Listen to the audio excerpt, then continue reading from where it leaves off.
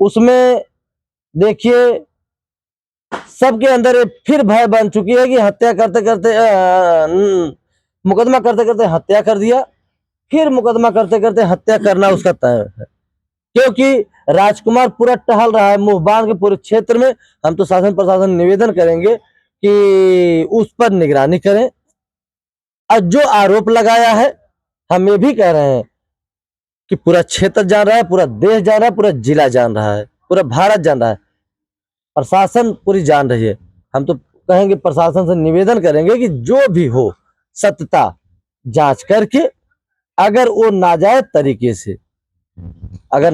तरीके से वो मुकदमा में फर्जी बजाना चाह रहा है तो 420 पर उस पर मुकदमा करके उसको जेल भेजा जाए। अच्छा, अगर इतना बड़ा वो आरोप लगाया होगा तो कुछ तो बात होगी कि चोरी हुआ होगा या कुछ तो है होगा जो आप मतलब वहां पे गए होंगे, कुछ जानकारी मिली होगी। जब हम गए थे वहां पर बहुत से सारे पत्रकार, बहुत सारी भीड़, बहुत से सारे लोग थे, 50,000 की भीड़ थी।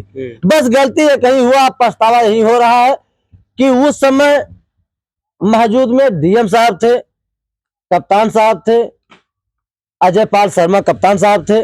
उसके बाद हमारे वर्तमान विधायक माननीय जगदीश नारायण थे, जफराबाद के विधायक। इस समय 3 बार मंत्री रह चुके हैं।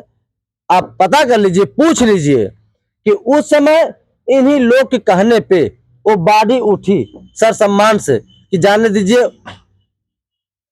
उतरता करना ठीक नहीं है। नहीं भैया, उसमें 50,000 की जनता थी, एक एक ईटा उसी समय उखड़वा दिए होते। लेकिन मैं कहे नहीं, सबके ऊपर मुकदमा होगा, फर्जी काम नहीं करना है। नहीं तो इतना दिन हम लोग जो इंतजार नहीं किए तो उसी दिन उसी वक्त एक एक ईटा उखड़ गया होता।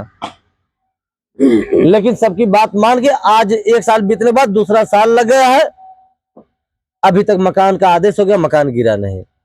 क्या ये जो चाबी वाला मैटर है कि आपको चाबी दे दिया गया था, क्या ये सच्चाई है? ये कौन कह रहा था? आप मतलब कह रहे हैं कि नहीं, इसमें वो बताया गया है कि मतलब पूरा जिम्मेदारी हम प्रधान को सौंप दिए थे। पहले आप सोच लीजिए कि जब वो हत्या करने के बाद सब लोग भाग गए थे, महिलाएं थी, लालता घर के अंदर था, उस समय प्रशासन थी, और उस समय प्रशासन इतनी प्रशासन थी कि आप गिनती नहीं कर सकते हैं।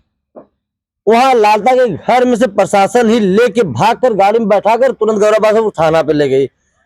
उस समय जनता, कप्तान साहब थे अजय पाल शर्मा जी, उस समय जनता इतनी दौड़ मचाई। उसके बाद हम लोग कप्तान साहब के साथ जा रहे थे, हम दौड़ते हुए जाके फिर जनता को ऐसे हाथ करके रोके कि रुकिए, खबरदार आगे बढ़ाना मत, और सबके ऊपर मुकदमा हो जाएगा। इस समय कैमरा चल रहा है, सब पत्रकार लोग पूरी रिकॉर्डिंग कर रहे हैं। आप रिकॉर्डिंग भी देख लीजिए कि कहा मुझे चाबी दिया गया था, उसे उनके घर में कुछ था ही नहीं, वो हर व्यवस्था अपना कर चुका था।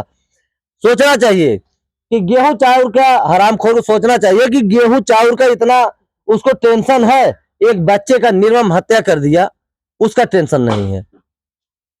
उसको गेहूं चावल चाह रहा है, और किसी का एक बच्चा, एक लाल और एक भारत का लाल चला गया, उसको ख्याल नहीं है।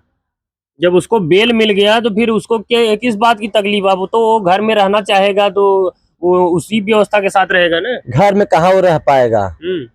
घर में रहने से पहले हमारी जितनी महिलाएं हैं हमारे ग्राम सभा के, उनकी गोड़वा सोड़वा सब उपाल लेंगे, क्योंकि सब सक्री हो गई हैं। जब से ये मुकदमा किया है फर्जी, सब महिलाएं सक्रिय हैं। उनकी हिम्मत हो तो हम तो कह रहे हैं कि आके दिखा दें हमारे ग्राम सभा में, पता चल जाएगा।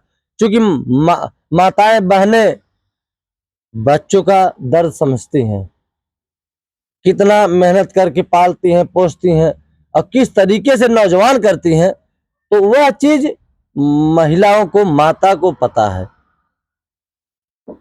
अच्छा, ये जो चीज मतलब अनुराग के पिताजी के साथ साथ जो 7 लोग और उनके नाम एफआईआर हुआ है, वो कौन लोग हैं? आसिफ बस बगल के हैं, बगल के, एकदम आरी बगल के हैं भैया। जैसे आरी बगल के वो सब हैं। एक मेरा नाम दिया है कि प्रधान के कहने सब कार्य हुआ, हमारे कहने पर अगर कार्य हुआ होता तो उसी दिन ईंटा सब उखड़वा दिए होते। क्या वो आपसे पूछ के हत्या किए थे क्या भैया? देखिए, वो इतना बड़ा चीटरबाज है, राजकुमार और लालता। कि समझ लीजिए कि कोई भी कार्य करते थे, इतने शातिरपना से करते थे, किसी को पता नहीं चलता था। जी। हमारे मोहल्ले के लोग एक घर से बता दे, कोई घर एक बता दे कि मुझसे उससे जमती थी, किसी घर से नहीं जमती थी। और वहाँ बड़ा मोहल्ला है, किसी से जमती नहीं थी, लेकिन वो इतना गलत, इतना कृत्य का घटिया काम किया है कि आज पूरा देश की बात कर रहे हैं, पूरी देश गाली दे रहा है उसको। मतलब आपके साथ उन लोगों को भी उसमें फंसाना चाहता है, जो 7 लोग और हैं। आप सोच लीजिए, इतना ही अनुराग के पिताजी उस समय कलकत्ता थे। जब हत्या हुई, सुनने के बाद